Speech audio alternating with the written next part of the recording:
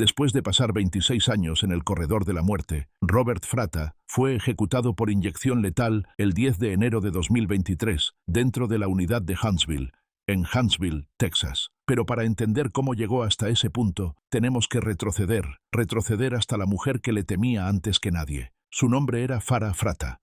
Tenía 33 años, y su fallecimiento no fue impulsivo, ni producto de una emoción descontrolada. Los fiscales lo describieron como algo deliberado y planeado con antelación. A ojos del estado de Texas, Robert Fratta había orquestado la muerte de su propia esposa, y por eso no habría marcha atrás. La policía sospechó de Robert Fratta casi de inmediato. Desde el principio, los investigadores observaron de cerca al hombre que, según todos los indicios, debería haber sabido comportarse mejor. Era uno de los suyos, un oficial de seguridad pública. Pero la noche en que Farah Fratta fue abatida a tiros en su entrada, no pasó mucho tiempo antes de que las sospechas apuntaran hacia adentro. Los vecinos le dijeron a la policía que vieron a un hombre afroamericano no identificado salir corriendo de un coche, disparar a Farah a quemarropa y huir rápidamente de la escena. Todo indicaba que se trataba de un asesinato por encargo, pero lo que vino después deshizo esa ilusión. Más testigos se presentaron. Personas que habían hablado con Fratta. Personas que dijeron que llevaba semanas, incluso meses, planeándolo. Que hablaba abiertamente de querer verla muerta. Fue arrestado poco tiempo después. Antes del homicidio, las señales ya estaban ahí. Farah Fahmida Baker nació el 5 de agosto de 1961 en Guildford, Surrey, Inglaterra. En 1983 se casó con Robert Alan Fratta, un oficial de seguridad con base en Missouri City, Texas. Tuvieron 3 hijos juntos. Pero con el tiempo, el matrimonio se deterioró. En marzo de 1992, Farah solicitó el divorcio.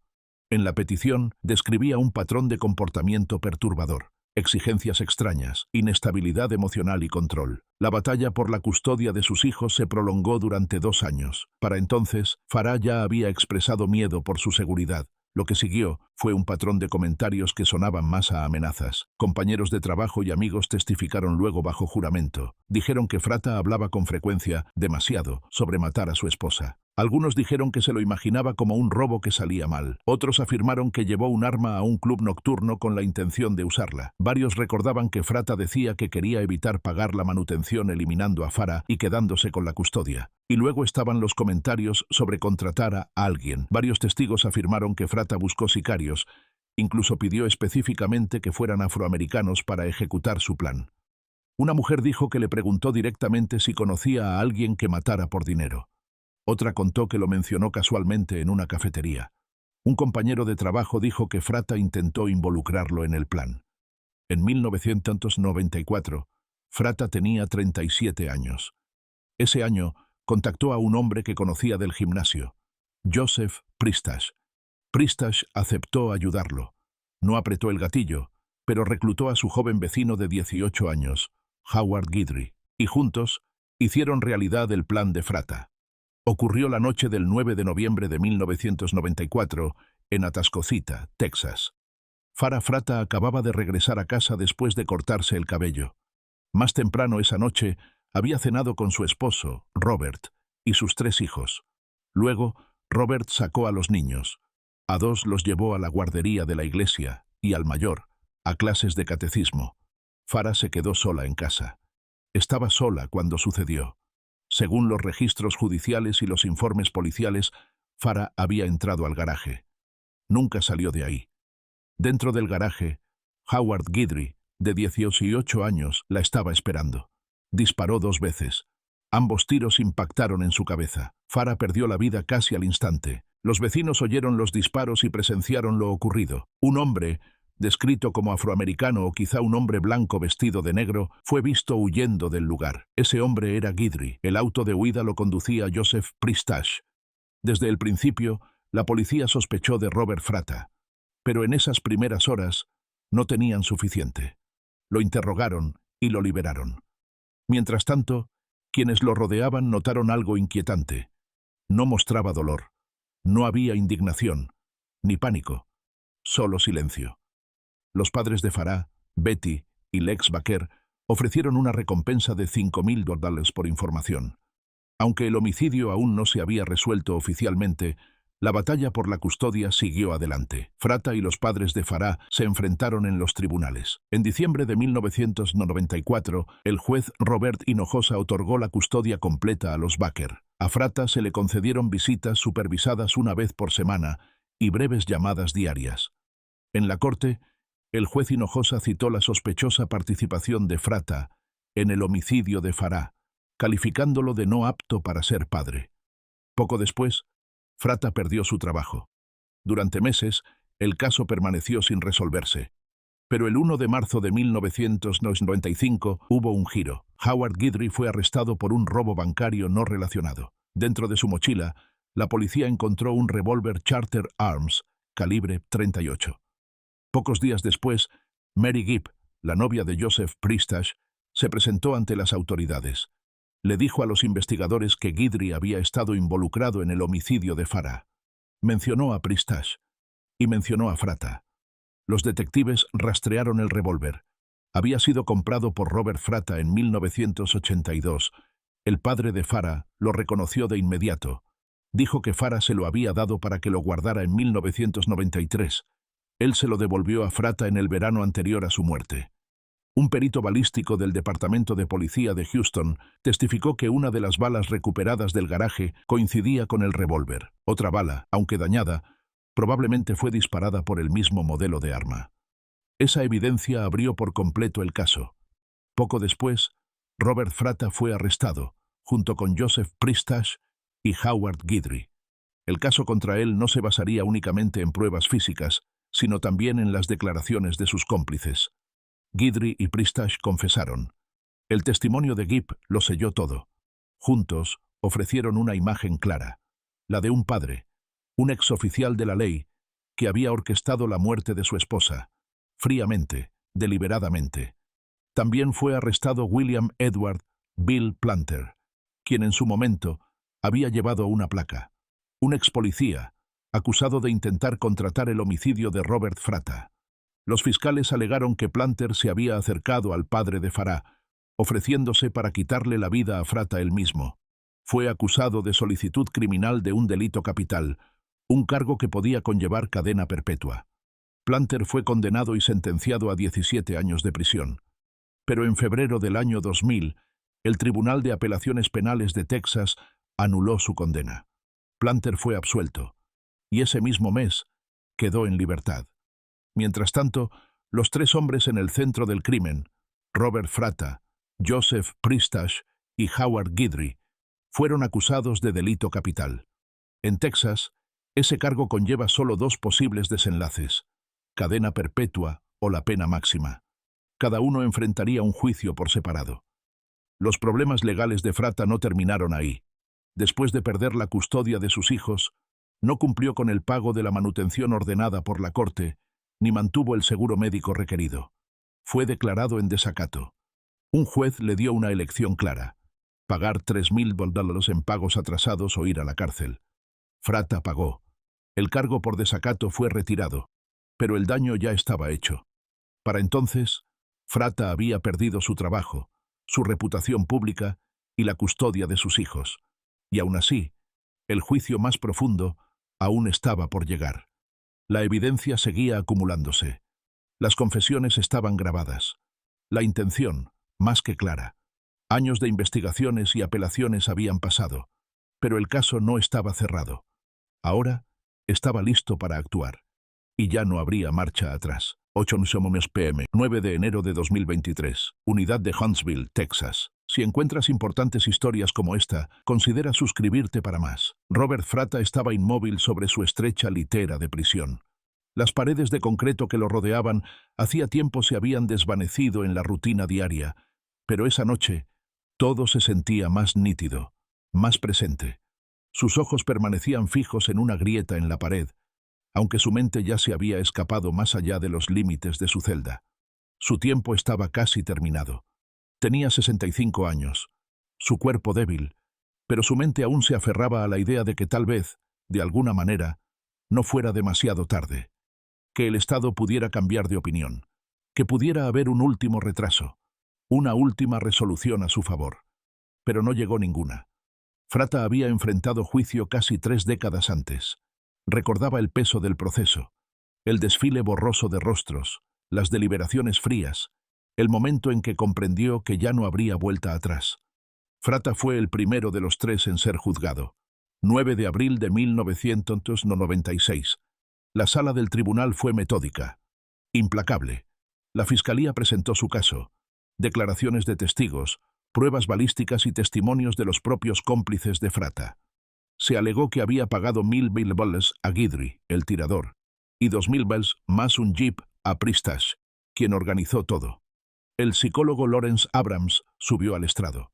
Describió la mentalidad de Fratta con detalle clínico.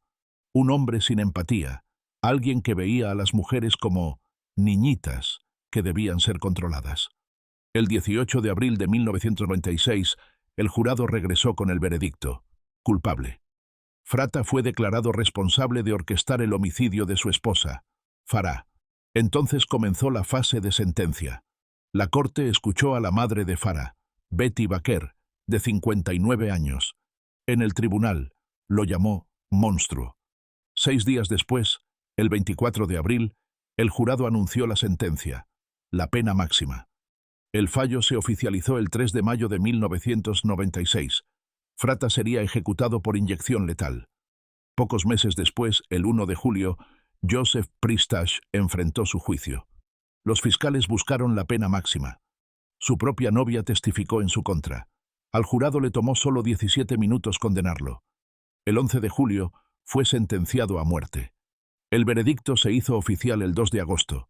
El juicio de Howard Guidry fue el siguiente. 20 de marzo de 1997. Una semana después, el jurado lo declaró culpable. Pasaron 2 días deliberando la sentencia. En un momento no lograban llegar a una decisión unánime. Pero finalmente alcanzaron consenso. El 27 de marzo recomendaron la pena máxima. El juez la oficializó el 16 de abril de 1997. Los tres ya se habían presentado ante la justicia. Los tres habían sido condenados. No habría nuevos juicios, ni revocaciones, ni más suspensiones. Para Robert Fratta y para los 2 hombres que arrastró a su plan, la justicia había sido medida, ejecutada. Final. 10 a.m. 10 de enero de 2023. Unidad de Huntsville, Texas. Era el día de la sentencia. Robert Fratta se movía lentamente por el suelo de su pequeña celda. Los años habían hecho su efecto.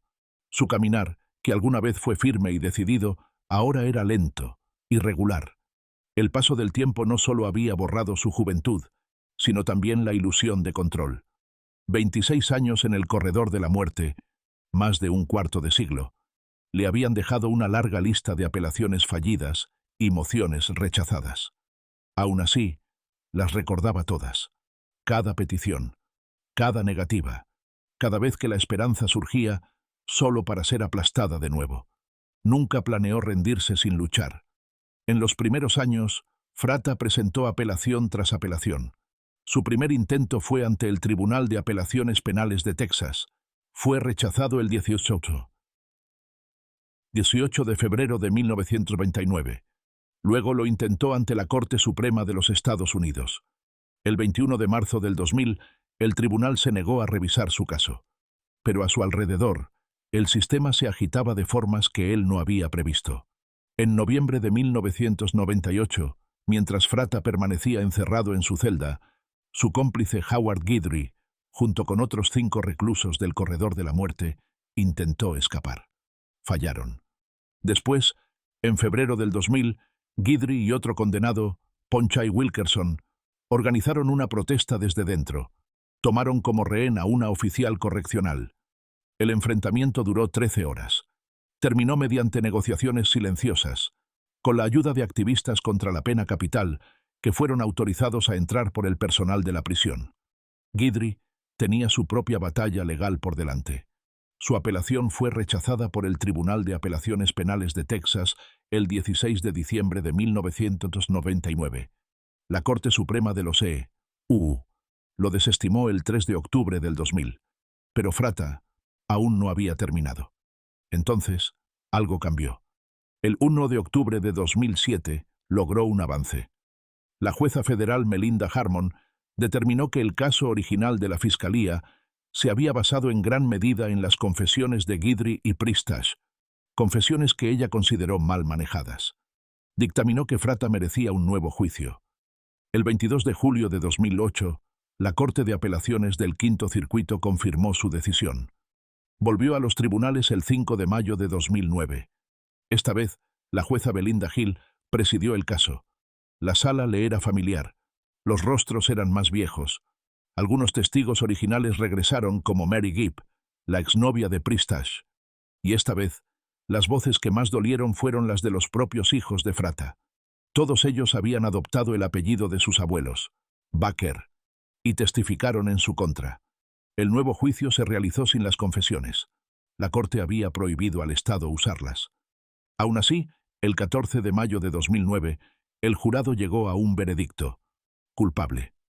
2 semanas después, el 29 de mayo de 2009, Fratta fue sentenciado a morir nuevamente.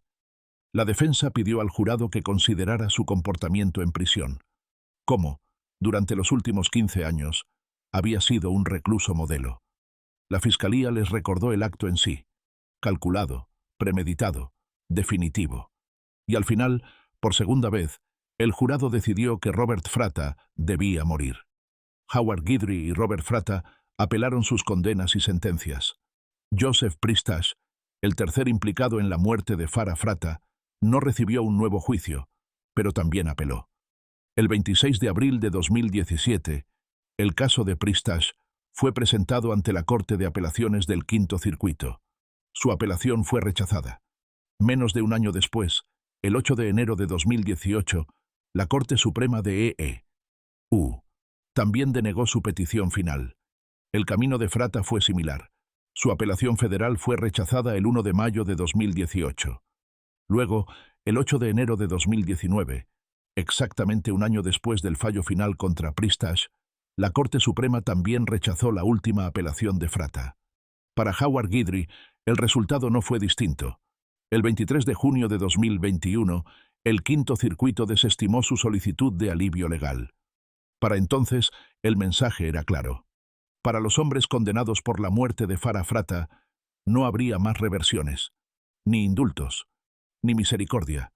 El proceso había durado décadas, y ahora llegaba a su fin. En julio de 2022, se activó formalmente la orden de ejecución para Robert Fratta. 3 meses después, el 12 de octubre, un juez de Texas firmó la orden, fijando la ejecución para el 10 de enero de 2023. Aún así, Fratta resistió.